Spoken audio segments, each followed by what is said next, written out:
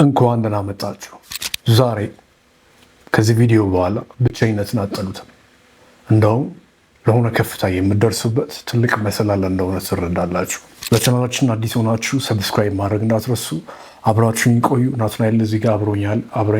እንዴት ናችሁ? ሰላም ነው? ሰላም ለአንተ ናት ወንድማችን። ስለ ብቸኝነት ነው ዛሬ የምናወራው። ኦኬ። ብቸኝነት፣ ስለ ብቸኝነት አብዝቶ ኔጌቲቭ ነገር ይነገራል። እንደውም ብዙ ቪዲዮዎች ይሰራሉ። ብቸኝነትን ለማሸነፍ ማድረግ አለብኝ ወዘተ። እኔ ግን አንድ የራሴ የሆነ ህይወት መንገድ አለኝ። ብቸኝነትን በጣም ነው የምወደው። ብቸኝነትን የመጣሁበትን መንገድ በዛ ነው። እንዴት ልትወድ ቻልክ? ብቸኝነት ነገር ነው። ራስህን እንድትሰራ ያደርጋል። ራስህን እንድታውቅ ያደርጋል። አንዴ ልጠጣ ችግር ያደርጋል። ገባ? ብዙ ሰዎች ግን የሚፈሩት ነገር ነው። የስ ሃይማኖት ተቋማት አስተውለህ ከሆነ ሃይማኖት ላይ ሁሌም ቢሆን ጸሎት ስታደርግ ብቻህን ሁን ይለዋል። እረፍት ስትፈልግ ገዳም ሂድ ትባላለህ። ብቻህን ኢንቮልቭ የምታደርግበት መንገድ ለሪታየርመንት ራስን ንጹህ ለማድረግ ለማንጻት ሁሌም ቢሆን ትጠቁማለህ። እዛ ድረስ ከምጠቁም አልጠብቅም ወንድሜ። እኔ ራሴን በራሴ አካሌን እንደ ቤተ መቅደስ ቁጥሬ ራሴን የማክምበት መንገድ ነው። ብቸኛ መሆን አይደለም ያልኩት፣ ብቸኝነት ያልኩት።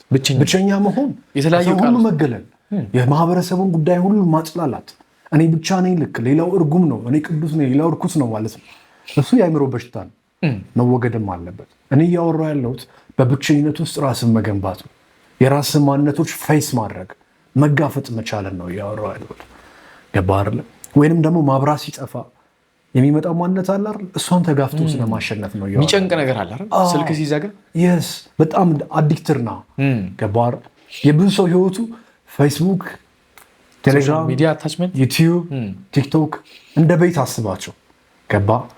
እንደ ቤት አስባቸው። ጎረቤት እንዳሉ እዛም ጎረቤት ቤት ጥልቅ እያሉ ውሎ ቤት እንደመመለስ ነው ብዙ ህይወት በአሁኑ ሰዓት። እንደውም ይሄኛው አካላዊ ነው። ጎረቤት ቤት ጥልቅ ማለት ሶሻላይዝ ያደርጋል፣ አክሽን አለው፣ በውዲህ እንቅስቃሴ አለ። ይሄኛው ግን ቅዠት ውስጥ ነው ያለን። ገባ? ከዚህ ሁሉ ዓለም መራቅ ነው ለእኔ ብቸኝነት። ገባ አይደል? እና ብቸኝነት በጣም ፓወርፉል የሆነ ነገርን ለመለወጥና አቅም ለማምጣት ያገዘኝ ነገር ነው። እኔ በግል ለአንተ ምን ይመስላል? ከዛ ወደ ዋናው ሀሳባችን ደግሞ እንገባ። ያው ብቸኝነት አብዛኛውን ነገር እንዳልከው ነው። እኔ አሁን ስልኬ ራሱ ሲጠፋ፣ መብራት ሲጠፋ፣ በቃ አንዳንዴ አለመቻቸው ምናምን ብሎ የሚጨንቀኝ ነገር አለ። አሁን ለምሳሌ በቃ ስልኬ ዘግቶ መብራት ጠፍቶ እንቅልፍ ላይ ይመጣል። በጣም ከባድ ነው። በጣም ነው ይከብዳል። የሚገርምህ እኮ እንቅልፍህን ስተኛ እኮ ስልኮቹንም አጠፋፍተህ እኮ ነው።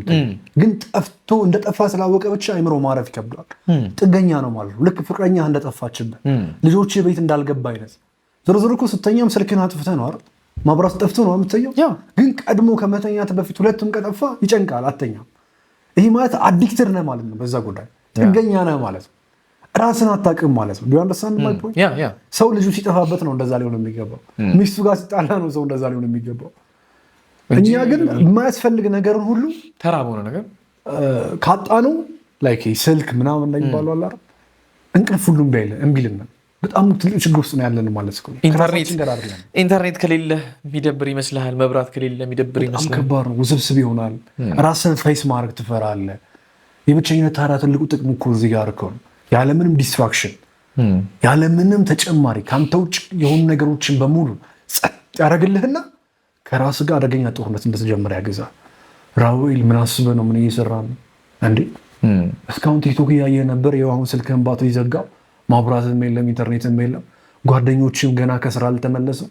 አንዱ የባንክ ሰራተኛ ነው፣ አንዱም የሆነ ድርጅት ነው የሚሰራው፣ ኦቨርታይም እየሰራ ነው። አንተ ቤት ተኝተህ እስካሁን ጌም ስትቀጣቀጥ ነበር። እችን ለማሰብ እንኳን አሁን ምልህን ለማሰብ ጊዜ አላገኘህም። እስኪ አሁን እንኳን አስባት ምን ሆነሃል ሲለኝ ትነቃለህ። አየህ፣ ራስህን ታገኘዋለህ። ብቸኝነት የዛኔ የሚጨንቅ ያስታውሳል። ህይወትን ጨነቀኝ ብለህ ከሸሸማ በጣም ፈሪ ልፍስፍ ነህ። ከብቸኝነት ለማምለጥ የሚጋቃጥ ሰው ወክ የሚወጣ ሰፈር ውስጥ ኮፊ ሾፕ ላጥ ብሎ የሚወጣ ሰው በጣም ፈሪ ነው፣ ደካማ ነው። እኔም እንደዛ አደርግ ስለነበረ ነው። በአሁኑ ሰዓት ኦልሞስት 99% ኮሚኒቲ ይህን ስለሚያደርግ ነው። በጣም ደካሞች ስለሆነ እኔ ምግብ መብላት ነው ለሚያቅተኝ ኢቨን ዞ አይበላ አፕቴት ይላል። ብቻዬን መብላት አልችልም። አሁን ውስብስብ ነው። ከራስ ጋር ያለምንም ዲስትራክሽን ወይም ያለምንም ተጨማሪ አካል መኖር ገና አልለመድክም ማለት ነው። ይህን ልማድ ደግሞ በጣም መጥፎ ነው። ነገ ላይ ብቻህን የምትቆምባቸው ጊዜያቶች ይመጣል። አሁን ወጣቶች ስለሆኑ ነው የምንጠራራው፣ እዛም እዚህ የምንገናኝ፣ የፈለግነውን ሰርተንም የምንንቀሳቀሰው። ከወዲሁ ተጠግረን ብቻችን ማንነት ገንብተን ስትሮንግ የሆኑ ፐርሶናሊቲን ገንብተን የሆነ ሙያ ይዘን ከፍ ካላል ነገር እድሜያችን ከፍ ካለ በኋላ ይህን እናደርጋለን ካል መሳቂያ ነው የምንሆነው። ብቸኝነትን ፌስ ማድረግ ካለምንም ነገር ውጭ አንተ ራስህ ከራስህ ጋር ማን እንደሆንክ እንድታውቅ ይረዳል። ይሄ የመጀመሪያውና ዋነኛው ትልቁ ጥቅም። ሁለተኛው ጉዳይስ ምንድን ነው? ሌላው ትልቁ ችግር ምን መሰለህ? ሁለተኛው ነጥብ በጣም ሁለተኛው ጉዳይ ትልቁ ጉዳይ ምን መሰለህ? ብቸኝነትን ፌስ የማታረግ ከሆነ የማትጋፈጥ ከሆነ በብቸኝነት መንገድ የማታልፍ ከሆነ መርዛማ የሆነ ግንኙነት ከሰዎች ጋር እንዲኖር ያደርጋል። ብዙ ሰዎች ብቸኛ ስለሆኑ ነው ከማይወዱት ሰው ጋር የሚኖሩት። ብዙ ሰው ብቸኝነትን ለማምለጥ ብሎ ነው አፍቅሻለሁ አፈቅራለሁ እየተባባለ የሚወሻሸው ተስፋ እየተሰጣጠ ህይወቱን ገደል የሚቀጠው። ብዙ ሰው ብቸኝነት ስለሚሰማው ድብርት ስለሚያጠቃው ነው በቻት ምናምን በቪዲዮ ኮል ለመጃጃል ከእሷ ጋር እሷም ቤቷ ሆና እሱም ቤቱ ሆኖ እወድሻለሁ እየተባለ የሚወሻሸው። ራሱን ብቸኝነትም ዊን ማድረግ ስላልቻለ ቶሎ ብሎ አታችመንት ይፈልጋል። ከዛ ስለደበረውና ብቸኝነት ስላሰቃየው ቶሎ ብሎ ወይንም ፊልም ይከፍታል ወይንም የሆነ ሰው ጋር ሄድና ምናምን አፍቅርሻለሁ ብሎ ይጃጃላል። የማይወጣው ጣጣ ውስጥ ራሱን ያስገባል። ቶክሲክ የሆነ ሪሌሽንሽፕ ውስጥ ይገባል። ሁሌ ይጨቃጭቃሉ፣ ሁሌ አይስማሙም። ሲለያዩ ግን ፍቅር ናቸው። ለምን? ሲለያዩ ብቸኝነት ይመጣል። አብረው ሲሆኑ ግን አይግባቡም። ለምን? ዲስኦርደር አለ።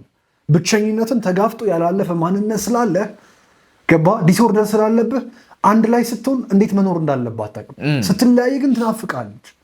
ለብቻ ሙሉ አይደለም። ለብቻ ሙሉነትን ተለማምደህ የመጣ ከሆንክ ግን ሰዎች አንተ ህይወት ውስጥ ቢኖሩም ባይኖሩም አንተ ግን ለዘላለም ጸንተህ የምትቆም ትሆን ነበር። ገባ ሰው ሎንሊነስን ወይም ብቸኝነትን ብቸኛ መሆንን ገብተህ በጥልቁ ማጣጣምና መመልከት በዛ መንገድ ማለፍ ያለብህና በጣም ጥሩ ነው ብዬ የማስበው ለምንድነው? ሌላኛው ቶክሲክ ከሆነ ሪሌሽንሽፕ ራስህ እንድታድን ያደርጋል። ከራስህ ጋር ይሆናል ግንኙነት። ከራሱ ጋር ጤናማ ግንኙነት ያለው ሰው ደግሞ ከየትኛውም ሰው ጋር እንደዛ ነው የሚኖር። የራስንም ጉድለት ለማየት የሚረዳ ገባህ? እንዲህ በቃ ላይክ ዲስትራክሽኖችን ስታስወግድ ከስልክ ይጀምራል። ትልቁ ዲስትራክሽን በዚህ ሰዓት እሱን ስታስወግድ ስራን በአግባቡ ትሰራለህ። አንድ ነገር ጀምረህ ወላ በቃ እስቲ ብለህ አትዘናጋም። ሰፊ ጊዜ ያለው ሰውነት ያስጠላኛል ትል ነበረ። ለካ ስፖርት ለመስራት 2 ሰዓት 3 ሰዓት አለ። አይገርምም? ሁሉም ሰፊ ነው። እኔ ደክሞኛል ምናምን ከስራ 12 ሰዓት ላይ ገብቼ ምናምን ትልና ቀን ሙሉ የምታጠፋ ጊዜ አለች እና ያለበት 15 ደቂቃ እንኳን ብታነብባት ገባ።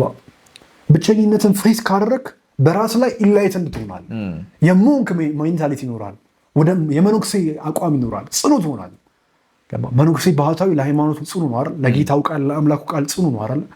ልክ እንደዛ አንተም ለራስ ቃልና ለራስ ማንነት ጽኑ ትሆናለህ። ምንም ነገር ህይወት ውስጥ እያሳካ ነው እያሳካ አይደለም የሚለውን ቼክ ታደርጋለህ። አናሊቲክስ ትሰራለህ። ገባ? ስልካችን ላይ ካፓሲቲው እንዴት ነው፣ ባትሪ ሄልዙ እንዴት ነው ብለን ቼክ እናደርጋለን። የተለያዩ አፖች አሉ አይደል? በተመሳሳይ ብቸኝነት ትልቁ የህይወት አፕሊኬሽን ገባ? ራስን እስካል ለማድረግ ራስን ለማጥራት ለማጠብ በዛ ሂደት ውስጥ ነው እውነተኛ አንተነትን የምታገኝ። ዘሪ ልዩ ማለት ነው። አንተ ብቻህን ስትሆን የምታደርጋቸው ነገሮች ነበር ይዘው ገባ? ብቻህን ስትሆን የምታሳየው ባህሪ እሱን ህይወቱን ገደል እየከተተ ያለው። ከስራ ደክሞኝ ስገባ አልጋ ላይ እንኳን ተኝቼ እንቅልፍ በቃ መተኛት እንዳለብኝ አውቃለሁ። ግን ስልኬን ከፍቼ ቲክቶክ ሳይ 9 ሰዓት ሆኗል ሌሊት ሳልተኛ። ለምን? አይንን በምትጨፍንበት ቅጽበት ያለውን ብዙ ውጣ ውረድ ሀሳቦች መቆለፍ ትፈልጋለህ። ከዛ የማንም ላይፍ ስታይ ታመሽና ስለሱ እያሰብክ ስለነሱ እያሰብክ የራስን እየዘለልካት ስኪፕ እያደረግ እየዘለልካት ለመተኛት ትፈልጋለህ። ተከትሎ የትኛውም የዘለልከው ነገር ተከትሎ ይመጣል። እሱማ አይቀርልም፣ እንደውም እየጠነከረ ነው የሚመጣው። በጣም ከባድ ነው። እንደውም ገባ የሆነ የመጽሐፍ ክፍል እያነበብክ የሆነ ፓርት ስላልተመቸ ብዘልና ቀጣይ ፔጅ ብታነብ መጨረሻ ላይ መጽሐፉን እኮ ጨርሰዋል ወይም እድሜህን ጨርሰሃል ማለት ነው። ግን ትርጉም አይኖረውም መጽሐፉ። የዘለልከው ፓርት ስላለ የመጽሐፉ አይገባም። ጊዜ እያባከንክ ነበር። በተመሳሳይ እድሜህንም ታባክናል። ብቻህን ሆነ የራስህ ጣዕም ካልተረዳ እድሜህን ታባክናል። እና ለምን ነበር ሰው የነበረው ትላለህ። ብዙ ሰዎች ፐርፐዛቸውን በህይወታቸው ላይ ያላቸውን ዓላማ የሚያገኙት በ80 ዓመታቸው በ60 ዓመታቸው ለምን? የብቸኝነትን ጣዕም ሳያጣጥሙ ስለሄዱ። ብቻቸውን ግን ያሳለፉት ህይወት ቢኖራቸው በእርግጠኝነት የህይወት ዋጋ ይገባቸዋል። ምድር ላይ ተጽዕኖ የፈጠሩ ሰዎች በሙሉ አልበርት አንስታይን በለው ኒውተን በለው ኤቭሪዋን እያንዳንዱ ፕሮፌት ነብይ በለው በሃይማኖት ስርዓት ውስጥ ያሉ ሁሉም ብቻቸውን ያሳለፉት የሆኑ ዘመን አላቸው። ገባ? ከእግዚአብሔር ጋር የተነጋገሩበት ዘመን አለ። ከራሳቸው ጋር የተነጋገሩበት ዘመን አለ። ዓለምን የታዘቡበት ዘመን አለ። ብቻህን ስትሆን ሶስተኛ አካል ትሆናለህ። ራስን ትታዘባለህ። መንፈሳዊ ህይወትን ትመለከታለህ። ዓለማዊ ህይወትን ትመለከታለህ። ዲስትራክሽን ሳይኖር ሲቀር ንቁ ትሆናለህ፣ ብርቱ ትሆናለህ፣ ስልቹነት ይወገዳል። በራስ ጉዳዮች ላይ የነቃ ምልከታ ይኖራል። እንዲህ ምን እየሰራው ነው፣ እዳ አለብኝ እኮ መክፈል አለብኝ ብለህ እንድታስብ ያስገድዳል።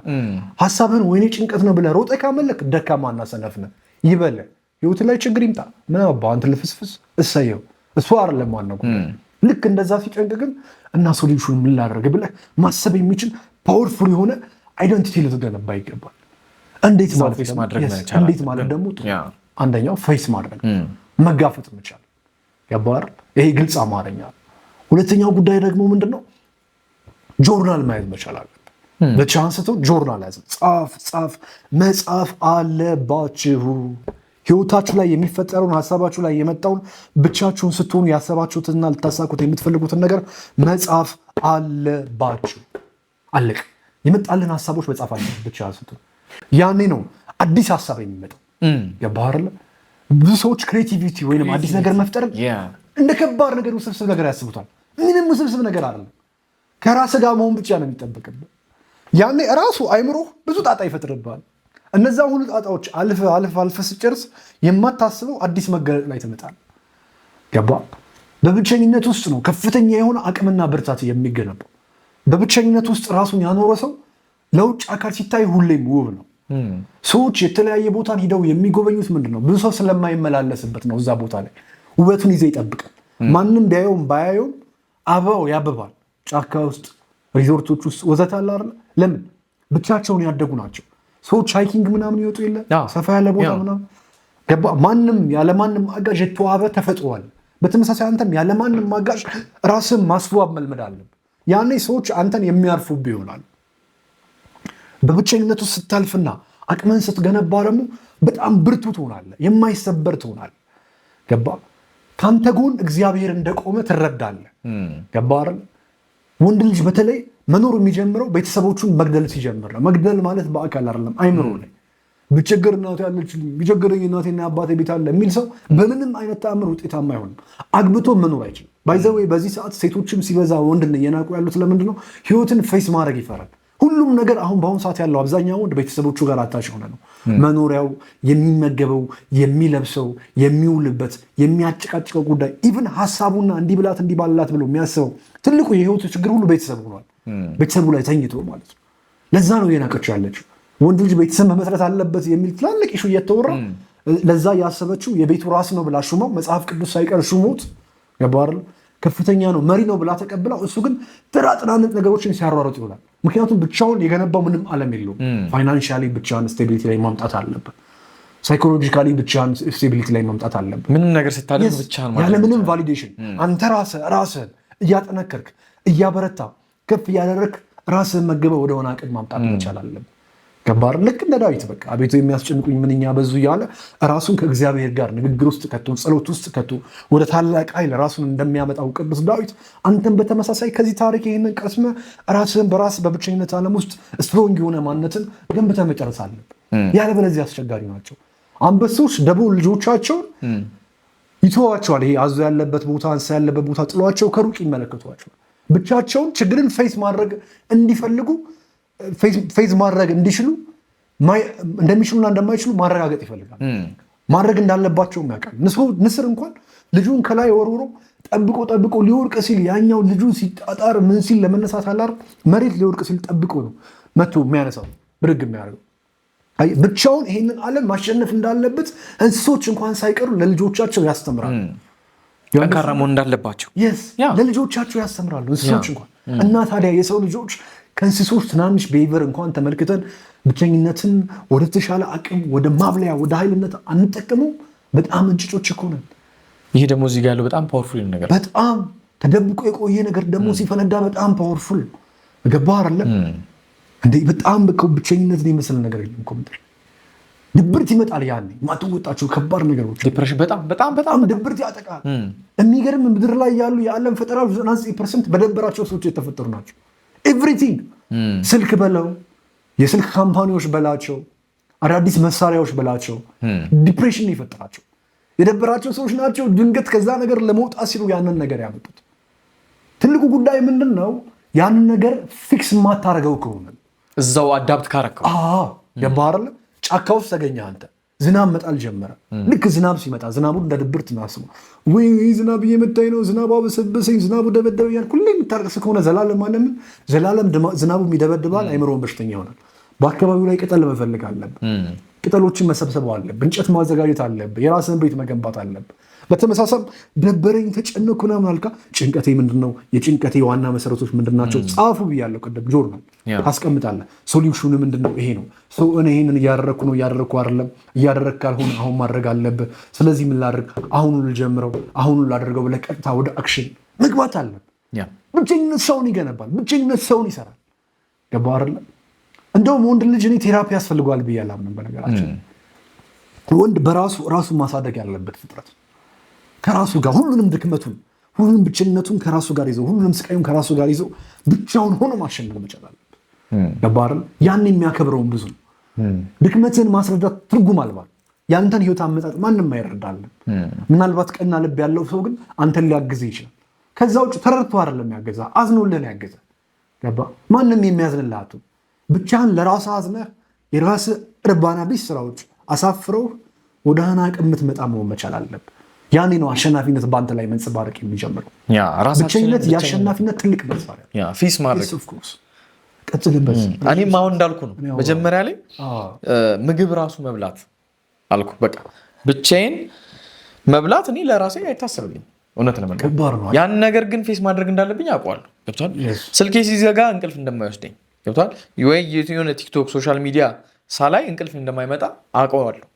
ልክ እንደዛ ዘሴማስ ላይክ የፋይናንሻል ነገር ፊክስ እንዳረኩት ነገር ሁሉ ብቻዬን መሆን ያለብኝ ነገርን ፊክስ ማድረግ አለብኝ የማምንበት ነገር እና በዚህ ዓመት ደግሞ ትልቁን ነገር ያደረግኩት ነገር መለማመድ፣ ፕራክቲስ ማድረግ፣ አውቄ ራሴን መፈተን፣ ብቻዬን መሆን የምሬን ነው ብለህ እና ሲምፕል ከሚባሉት ነገሮች በጣም ነው የሚከብዱኝ እኮ እነዛን ነገሮች ሳደርጋቸው በጣም ይከብዱኛል። ግን ይሁን ይክበድ። ለዛም ነው መሆን ያለበት። የማይከብድህ ነገርን ሲጀመር ካላደረክም ህይወትን ማሸነፍ ለአንተ ከባድ ይሆናል በጣም። ገባርም ከወዲሁ አንተ በብቸኝነት ውስጥ ብቻህን በመሆን ውስጥ 100 ኪሎና 60 ኪሎ ችግርን የምትሸከም ከሆነ ወደፊት አብዛኛው ማህበረሰብን የሚያስቸግረው 20 እና 30 ኪሎ ችግር ለአንተ አይደንቀም። 100 ኪሎ መሸከም ለምደሃል። ብቻህን ሆነ ጣረሞትን ስላየ ረሃብን ስላየ ራስን ድቅድቅ ባለ ጨለማ ውስጥ እንዴት አሸንፈት መውጣት እንዳለብህ ስላስተማርክ ነገ ቤተሰብ መስረት አይከብድም። ብቻውን ለራሱ መኖር የቻለ ሰው ያለማንም ማጋጭ እኔ ለራሴ ያለው ጠንካራ ነኝ ብሎ ራሱን በራሱ እየመገበ ኃይልን እየመገበ ብርታትን እየመገበ ማንም ቫሊዴሽን ባይሰጠው ቆንጆ ነው ጠንካራ ነው ባይለው ራሱን እያለ እግዚአብሔር አለልኝ ብሎ በአምላኩ ተማምኖ ራሱን ብቻውን ያቆመ ሰው እመነኝ ነገ ላይ ቤተሰብ መስርተው ጭራሽ ልጅ ሚስት ኖሩት ምንም ነገር ማድረግ አይከብድም። ጥገኞች ናቸው። ከልጅነታቸው ጀምሮ ከሰው ጋር በጣም ሲበዛ አታችመንት ያላቸው ሰዎች ወደፊትም ትዳር ውስጥም ልፍስፍስ ሴታ ሴት ነው የሚሆኑ ባህሪያቸው። በጣም ሴታ ሴት ነው የሚሆኑ ባህሪያቸው። አብዝቶ አሁን ያላቸውን ችግር በሙሉ ወላጅ ጋር የሚያወሩ ጓደኛ ጋር የሚያወሩ ወንዶች አሁን ባህሪያቸው አስቸጋሪ ነው፣ ውስብስብ ነው። ሴቶች በጣም ይንቋቸዋል። ገባህ? ሰው ብቻችን የሆነ ነገርን ተሸክመን ለሚፈለገው ዓላማ የማብቃት ከፍተኛ የሆነ ብቃት ከሌለን ምድር ላይ በአሁኑ ሰዓት ሰርቫይቭ ማድረግ በጣም አስቸጋሪ ነው። እና በዚህ ተያይዞ አንድ ከጠቀመኝ ነገር አንተ ካልካቸው ነገሮች መካከል አንደኛው ጆርናል ማድረግ ያልከው ነገር ምን አደረኩኝ መሰለህ? አንዳንድ ነገሮችን ፌስ ለማድረግ ወይ የራሴን እንትን ይሄ ላይክ ፊር ምላቸውን አላ ራሴን ፌስ ማድረግ በጣም ፊር ነው። አሁን ለምሳሌ ብቸኛ መሆን ወር ብቻዬን መብላት አልችልም። ስለዚህ ያ የኔ ድክመት ገባ። ከምን ተነሳ? አሁን ቼክ ማድረግ ማጥራት ምን አደረኩኝ? የኔ ጥሩ ጎንና የኔ መጥፎ ጎን ብዬ ቁጭ ብዬ አንድ ቀን ጻፍኩት። ይሄ ትልቅ ስኬት ነው። ይሄ ቁጭ ብዬ ራስን ማንሻ ነገር ናትናኤል ምን ላይ ጎበዝ ነው፣ ምን ላይ ደካማ ነው። ከዛ ቁጭ ብዬ ራሱ ማለት ነው የጻፍኩት ትንሽ ነገር ነው የሚሆነው። ግን እዛ ጋር ቁጭ ብዬ ለ30 ደቂቃ በቃ እያጠረጠርኩ እዚህ ጋር ስጽፍ የሚመጣልኝ የለም እኮ እዚህ ጋር ስል በቃ ዝም ብዬ ተመራምረ እዛው ሰዓታት አለፉ። ገብቷል? ቁጭ ብዬ ከዛ በኋላ ሳይሆን ሙሉ ፔጁ ሞላሁት። ይሄ ጥሩ ነው፣ ይሄ መጥፎ ነው፣ ይሄ መጥፎ ጎን ነው፣ ይሄ መቆም ያለብን ጎን ነው። በቃ እንደዚህ ያልኩ ዝም ብዬ ጥሩ ጎንና መጥፎ ጎን ጻፍኩት። እንደዛ ባረኩበት መቅስፈት መጀመሪያ ላይ ሳስበው ልጽፍ ሳስበው ብዙም የለም እኮ ምናምን እያልኩ ከራሴ እየተጠራጠርኩ ነበር የጻፍኩት። ግን አጤ ነው ዘደይ ጽፌ ስጨርስ በጣም ብዙ ነው ያገኘሁት። ከዛ ቁጭ ብዬ ራሱ ሪላይዝ አድርጌ እያንዳንዱን ይሄ መጥፎ ጎኔን የምለውን እና ጥሩ ጎኔን የሚለውን ኮምፔርን ኮንትራስት አደረግ የራሴን ድክመት ሳይሆን በጣም ብዙ ሊስት ያደረኳቸው ነገሮች በጣም ብዙ ማስተካከል ያለብኝ ነገሮች። በራስ ላይ ንቁ እንድትሆኑ በዛ ሰዓት እኮ ከራስ ጋር ተነጋገርክ። ብቻ ነው ከተለመደው ሀቢትህ ወጣ፣ ልማዶች ወጣ፣ ከስልክህ ወጣ፣ ከሆኑ ሰዎች ወጣ፣ ብቻ መጣና እስክሪብቶና ወረቀት ያዝ ወይንም ስልክና ታይፒንግን ከፈክ። ልክ መጽሐፍ ስትጀምር ራስን አገኘ፣ ብቸኛ ሆንክ ማለት ነው። ፎከስ ራስ ላይ ሆነ። እኔ የማወራው ስለሱ ብቻ ነው እንጂ እኔ ማንም አይፈልገኝም እያለ ስለሚነፋረቁ ብቸኞች አሉ። ራሳቸውን ለመለወጥ ስለሚለፉ ብቸኞች ነው የማወራው። ገባህ አይደለ? አሁን ዘ ቫይኪንግስ የሚለው ሙቪ አይተዋል? እሱ ሙቪ ላይ አሁን ቢየን አይረንሳይድ የሚባል ካራክተር አለ። ራግነር የሚባለው የዋናው የአባትየው ልጅ ነው። ልሄድ ነው ይለዋል አባትየው። ወዴት ነው የምትሄደው ይለዋል።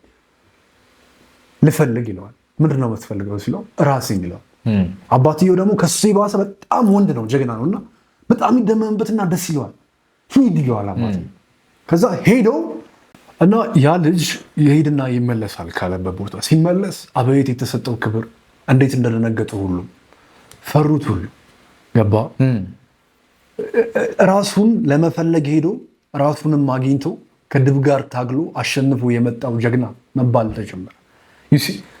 ኢቨን ሰዎች ጥንት ላይ እንኳን ራሳቸውን ለማግኘት አቅማቸውን፣ ኃይላቸውን ለማየት ምድረ በዳ ውስጥ ይገባሉ። ውሃ የሌለበት ውስጥ እስኪ እኔ ሰርቫይቭ ማድረግ እችላለሁ አልችልም። በህይወታቸው ላይ ቁማር ይጫወታሉ ሰዎች ራሳቸውን ለመፈተን አይደለም፣ በገንዘባቸው ላይ አይደለም፣ በስሜታቸው ላይ። አሁን እኮ እኛ ማድረግ የምንችለው በጣም ልፍስፍስ ከመሆናችን ብዛት አሁን ኮንፈርት ፈጥረን ቴክኖሎጂ ፈጥረን ማድረግ የምንችለው ብቸኛው ነገር ብቻችንን መቀመጥ እኮ ነው። እቺ ነው እንግዲህ የምንፈራው። ሰዎች ግን በህይወታቸው ይቆምሩ ነበር። እስኪ እዚህ ውሃ ውስጥ ገብቼ እወጣለሁ አልወጣም ብለው መንገድ የሌለው ላይክ መመለስ የማይችሉበት በፍጹም ደሴት የሌለው ባህር ውስጥ ራሳቸውን ጥለው እዛ ጋር ደርሳለሁ አልደርስም ብለው በህይወታቸው ቁማር ይይዙ ነበር ሰዎች። ያን ያህል አቅማቸውን ይመለከቱ ነበር። ዛሬ ታዲያ በብቸኝነት አቅማችሁን ተመልከቱ ስትባሉ ለምን ትፈራላችሁ? ተረዳይ? በጣም ፈሪ ነን። እኔ ደግሞ ጆርኒ በዚህ መንገድ የመጣ ገባ። ከምናገረው ነገር በስተጀርባ የማውራበት መንገድ የተገነባው ራሴን ብቻዬን ቅጥቅጥቻ አሰልጥኜ ነው። ገባ አይደለ? አንድን ሀሳብ የምናገርበት ሂደት፣ በራስ መተማመኔን ያመጣሁበት ሂደት፣ ራሴን ፐርፐዝን የህይወቴን ፐርፐዝ ያገኘሁበት ሂደት። ሰዎች አሁን በ20 ዓመታቸውን ፐርፐዝ የሚያገኙ አሉ፣ በ60 አሉ። በህይወታቸው ጭራሽ ፐርፐዝ አግኝተው የማይኖሩ ሰዎች አሉ። ገባር 60% ውስጥ ነው እንደዛ። ለምን እንደሚኖር አያውቅም፣ ወዴት እንደሚሄድ አያውቅም። አላማ የለውም። አላማ ካለውም የተጻፈ ነገር የለም፣ ግልጽ የሆነ ነገር የለውም። አብዛኛው ሰው እንደዛ ነው። ምንም አይነት ጆርናል የለውም ስለ ህይወቱ። ገባር ምንድነው ህልም ስትለው ሀብታም መሆን ይላል። እንዴት ስትለው የለም፣ ተጨባጭ የሆነ ፐርፐዝ የለም። የሁሉም ሰው ህልም እኮ ሀብታም መሆን። የሀብቱ ደረጃ ሊለያይ ይችላል። በእውቀት፣ በዝና፣ በክብር፣ በገንዘብ ሁሉም እኮ ይፈልጓል ሀብታም ለመሆን። ይሄ ብጥጥ አይምሮ ያላቸው ሰዎች ምላሽ ነው። እንደዚህ አትመልስ። ከዚህ በኋላ ለራሳችሁ ክብር ይኖራችሁ። ሀብታም ለመሆንማ ሁሉም ሀብታም ለመሆን ነው የሚሄደው። ሀብታም የሚያደርግ ግን ፐርፐዝ ነው።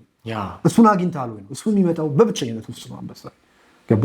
በደንብ ፐርፐዝ ሊኖረው ደግሞ በጣም ግድ ይላል። ቡድሃ መጀመሪያ ያደረገው ነገር ወደ ኢንላይትመንት ሲመጣ ቤተሰቦችን መጡ። ገባር የትኛውም ነቢይ መጀመሪያ የሚያደርገው ነገር ምናኔ ነው።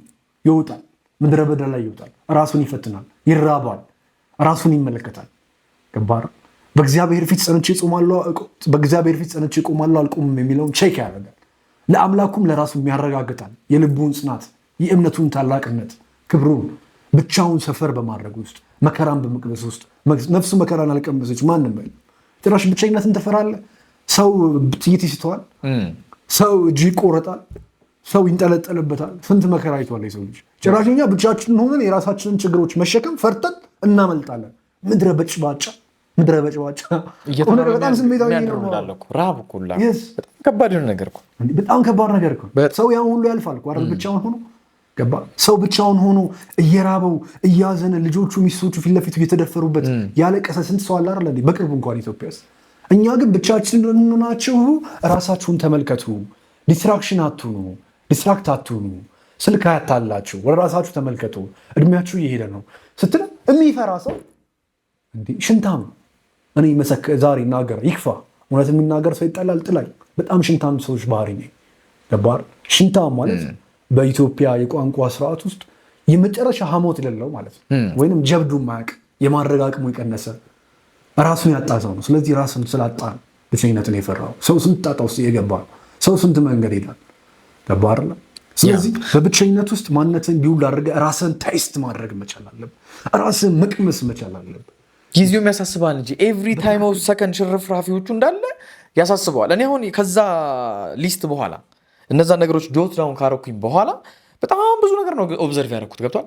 ከራሴ ጎዶሎነት፣ ከራሴ ማሻሻል ያለብኝ ነገሮች ኦር ከራሴ ጠንካራ በምንድን ነው ጠንካራ የሆንኩት? ገብቷል። ናትናኤል በምንድን ነው ጠንካራ ነው ወይንስ በየቱ ጋር ነው ደካማ ነው? የቱ ጋር ነው ማሻሻል መቀየር ያለበት ነገር? እነዚህ ነገሮች ሳቅ ገብቷል። አላሜ እንኳን አንተ እንዳልከው ላይክ ማንም ሰው ሀብታም መሆን እንደሚፈልጉ ለሀብታም መሆን ግን እስኪ በመች ሰዓት በየትኛው ታይም ፍሬም ነው ሀብታም? መልስ ልጅነት ነው። ፐርፐዝ ያስፈልገዋል። በምን ሰዓት ምን ሰርቼ ሀብታም ሆነ እኮ አሁን 20 ዓመት ሆነው ሀብታም መሆን የምትፈልገው ግን በ60 ዓመት ከሆንክ ምን ዋጋ አለው? ኦን ታይም ኦን ፐርፐስ ሲሆን ገብቷል። አንተ ያሰብኩት ሆነህስ እንደምታስበው ደስ አለ ወይ? የሀብት ስልኬቱ ስንት ነው? ቁጥርን ይበልጠዋል። ቁጥርን ይበልጠዋል። ቁጥር መጨረሻ የለውም ብሎ ማቴማቲክስ አስተማራ። ይሄ ማለት እርካታ መጨረሻ የለው። እርካታ መሰረት የሚኖረው ወይም መጨረሻ የሚኖረው ፐርፐስ ሲኖር ነው። የምትኖርለት ህልም ሲኖር ነው። የምትኖርለት ህልም ደግሞ የሚገኘው በብቸኝነት ውስጥ ነው። ብቻ በመመልከት ውስጥ ደግሞ ስለ ራስህ በቂ የሆነ ንቃትና እውቀት ይኖራል። ልክ አንተ ራስን እንዳገኘው ድክመትና ጥንካሬ መለየት ይቻላል። ለምን? ለራስህ ትኩረት ስለሰጠህ ገባ። ሰዎች ግን የሰው ጉዳይ ለማጣደፍ ያላቸው ችሎታ፣ የሰውን ነገር ብቸኝነት የሌለበትን ነገር ለማጧጧፍ ያላቸው ፍጥነት፣ የክላይንቶችን ስራ ለመስራት እንቅልፍ ታጣል። ገባ። ራውኤል ደስ እንዲለው ምን አይነት ቴክስት ላክለት እንዴት ልጅ ላውራው ብሎ ለመላክ እንቅልፍ አጥቶ የሚልክ ሰው አለ። ለራሱ ህይወት እንደዛ ስታረግ አታድርም? ራሴ እንዴት ላስቡ ብላ አትመጣም? እንዴት ቴክስት ለማረጋገጥ ትጋጋጣለች? ሰዎች አየህ ለአንተ ጉዳይ እሱ ደስ እንዲለው እያሉ ምን ያህል እንደሚለፉ ሁሌም ሰዎች ባሪያ ሆነው መኖር እንዲወዳል። ይሄ የባሪያ መንፈስ አስቀያሚ። ክላይንት ለክላይንት እንትን ትላለህ። አንድ ኤግዛምፕል ራሱ ክላይንትን እንትን ለማስደሰት ጠብቅ ርግፍ ትላለህ። የሆነ ሰዓት ላይ ክላይንቱ ሲጣላ ወይ ሲባጠስ ወይ ከሌላ ሰው ጋር መስራት ሲጀምር የሰኔ ክሊክ ያደርግብሃል። ያ ነገር ክሊክ ካደረገብኝ በኋላ ለራሴ ነበረ ገብቷል። ከዚህ በኋላ ጠዋት ስነሳ የራሴን ሰርቼ ነው የክላይንት የማውጣው። ማንም ሰው ከዚህ በኋላ አይመጣም ነው ያልኩት። እንደዚህ ነው ያልኩት ለራሴ ገብቷል። $1 ሚሊዮን ብር ቢከፍለኝ የራሴን ሳላውጣ እሱን አላውጣም። በትክክል ያከብርሃልም እንደዛ ስትለው ያም ሰው እንደዛ ስትለው ባውንደሪ ያላት ሰው ነው ማለት ትችልበታል። የሚቀድም ነገር አለ ነው የምለው። እግዚአብሔርን ነው የምለው። እና የፈለገ ነገር ቢኖር ከዛ ጋር አይንቀሳቀሰኝም ነው ያልኩት።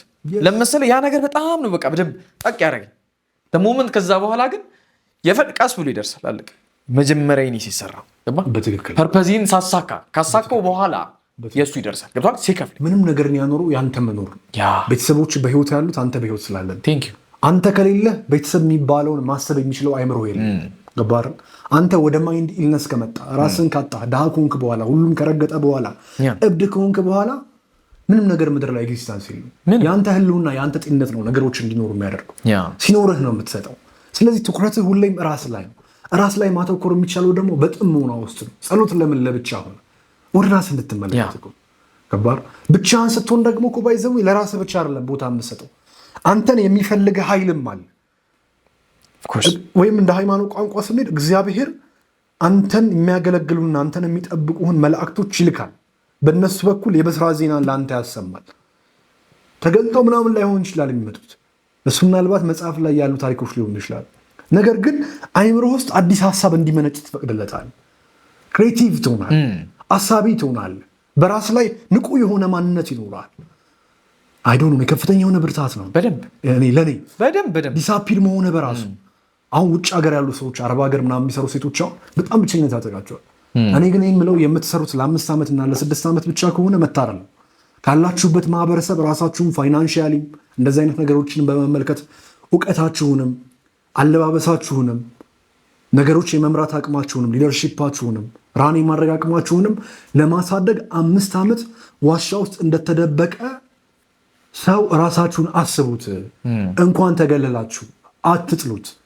ከዛ የተሻለ የሚሆነው ይልቁንስ ምንድን ነው የሚረዳችሁ ሰው ሶሻል ሚዲያ ላይ ጓደኛ ፈልጉና ከእሱ ጋር ተግባቡ፣ አውሩ። ማውራት መልካም ስለሆነ ከዛ ውጭ ግን አትጥሉት። መታረል ነው፣ እድል ነው። መጥፋትን የመሰለ ነገር የለም። የጠፋ ነገር ሁሌም ይወደዳል። የትኛውም ሰው ክፍለ ሀገር ዘመዱ ጋር ሲሄድ የማይታረድለት ነገር የለም። ሁሌ እዛ የሚመላለስ ከሆነ ግን እርዱም ይቀራል። ገባ። እንግዳ መጣ ተብሎ ቤት የሚሰራ ወጥ ለልጆቹ አብልተው አታውቅም እናትየዋ። ጠፍተህ መገኘት ትልቅ ውበት ነው። በብቸኝነት ውስጥ ራስን አሳድጎ መመለስ በራሱ ትልቅ ክብር ነው። ገባር በጣም ትልቅ ክብር ነው።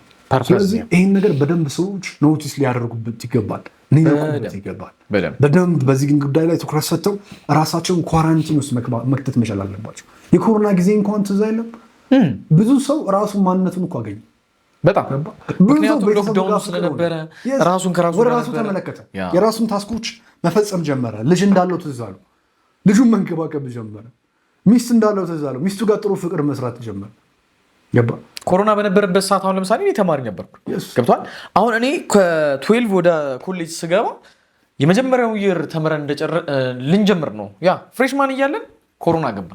ከዛ በኋላ ያ ሁሉ ሰዓት በቃ 12 ተፈትነህ ምንድነው መውጫ ፈተና ተፈትነህ ዲግሪ ይዘህ ምናምን የሚለው ነገር አይምሮ ውስጥ በጣም ነበር። ኮሮና ኢሚዲየትሊ ሲገባ ያ ነገር ተራ እንደሆነ ይገባኝ። ለምንድን ነው ለዚህ ሁሉ ነገር የምንለፈው? ነገ እኮ ከኮሮና ላንወጣ እንችላለን። ኮሮና የባሰ ነገር ቢፈጥርም የለፋበት ነገር ሁሉ ከንቱ ነው። ስለዚህ ወደ ራስህ ትኩረት አድርገህ የራስህን ደስታ ሀሳብ ምን ይፈልጋል ልጅነትህን፣ ተፈጥሮን፣ አካባቢን ትኩረት አድርገህ አብሮ ያለውን ከአንተ ጋር ግንኙነት ያላቸውን አፈሩን፣ ውሃውን፣ ሰማዩን፣ ቤተሰብ ላይ ምናምን በቃ ዋቴቨር ሁሉ ነገር ላይ ትኩረት ማድረግ እሱ ነው ትልቅ አብጆ ምድር ማኖፕሌት እየተደረግን ነው። በደንብ ገባር የሃይማኖት ኬድን 7000 ዓመት እንደ ሳይንስ ኬድን ደግሞ ብዙ ሚሊዮን ዓመት ሰንስክሪን ተጠቅሞ ያውቁ ፀሐይ ይጎዳቸዋል ምናምን ብሎ ያስፈራራቸዋል ነበር። ገባ አሁን ያለፉት 100 ዓመታት ነው ፀሐይ ይጎዳቸዋል ተብሎ መሸጥ የተጀመረው። አስፈራርተው ይሸጡልሃል ዛሬም ድረስ። ከዛ በፊት የነበሩት ለምን አልተጎዱም? ሚሊዮን ዓመት የኖሩ ሰዎች የሰው ልጆች ይህን ተጠቅመው ያውቁ። ዛሬ ግን እየተጠቀሙ ነው። በተመሳሳይ ብቻ ነው የገነባው ጠንካራ ማንነት ከሌለ ዓለም አዳዲስ ዜና እያመጣ ይሄ ይጎዳሃል፣ እንደዚህ ትሆናለህ፣ እንደዚህ ካልሆነ እያለ እያስፈራራ የእሱን ምርት፣ የእሱን ባህሪ፣ የእሱን አስተሳሰብ፣ የእሱን ርዕዮተ ዓለም፣ የእሱን አብዮት እያስነሳ እንድትከተል ያደርጋል። ልክ እንደ በሬ ቀንበር ተጭኖበት ሳይወድ በግዱ እንደሚያርሰው ቀንበር እየጫነብህ ያለም እንደፈለገ ያዝሃል። የራስህን ሰብል እንዳትበል ያደርጋል። የራስህን ፍሬ እንዳታገኝ ያደርጋል። በብቸኝነት ውስጥ የገነባው ትልቅ ማንነት ከሌለ ከላስ እኔም ብያለሁ ዛሬ እና አሪፍ ነበረ የነበረን ቆይታ። የሲቲስ ስለነበረን ቆይታ ከልብ አመሰግናለሁ። ብቸኝነት የሚሰማችሁ ሰዎች ካላችሁ ከዚህ ስሜት እናንተን ማውጣትና ይህንን ስሜት ወደ ትልቅ ኃይል መቀየር በጣም ቀላል ነው። ከኔ ጋር መነጋገር ትችላላችሁ። በዚህ ቴሌግራም አካውንት ፎር ካውንስሊንግ ብላችሁ መልዕክት አስቀምጡልኝ። ምላሽን የማስቀምጥ ይሆናል ማለት ነው። አመሰግናለሁ ሁላችሁንም። ቻናላችንን ሰብስክራይብ ማድረግ እንዳትረሱ። በሌላ ቪዲዮ ደግሞ እንገናኛለን። መልካም ጊዜ። ባይ ባይ።